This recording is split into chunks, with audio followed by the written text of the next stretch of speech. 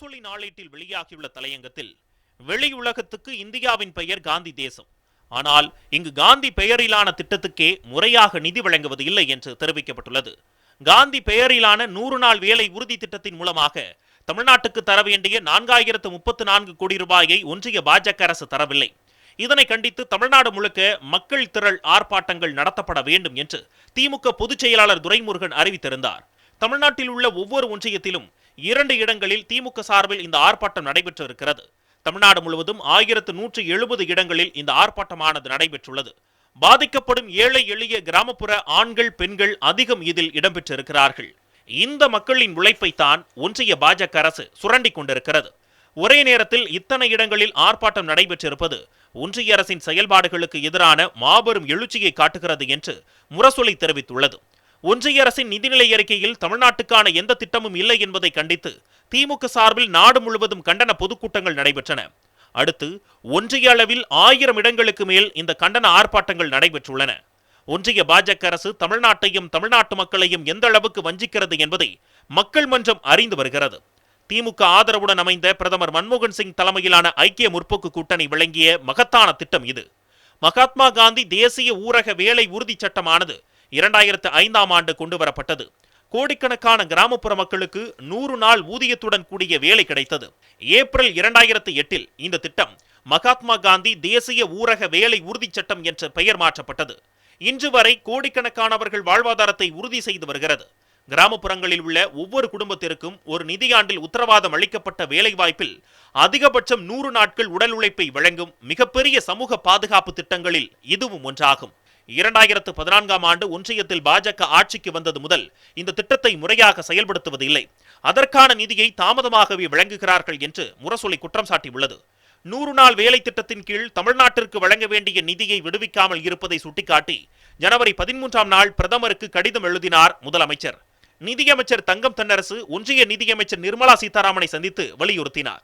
திமுக உறுப்பினர்கள் மக்களவையிலும் மாநிலங்களவையிலும் இதனை எழுப்பினார்கள். ஆனாலும் பணம் வழங்கவில்லை பாஜக அரசு. ஒன்றிய அரசு வழங்காவிட்டாலும் 100 நாள் வேலை திட்டத்தில் மாநில அரசின் பங்களிப்புக்குரிய நிதியின் மூலம் ஊதியத்தை தமிழ்நாடு அரசு வழங்கி வருகிறது. எனினும் ஒன்றிய அரசின் நிதி பங்களிப்பே இதில் முதன்மையானது என்பதால் உழைக்கும் ஏழை எளிய மக்களுக்கு முழுமையான அளவில் ஊதியம் வழங்கிட இயலவில்லை.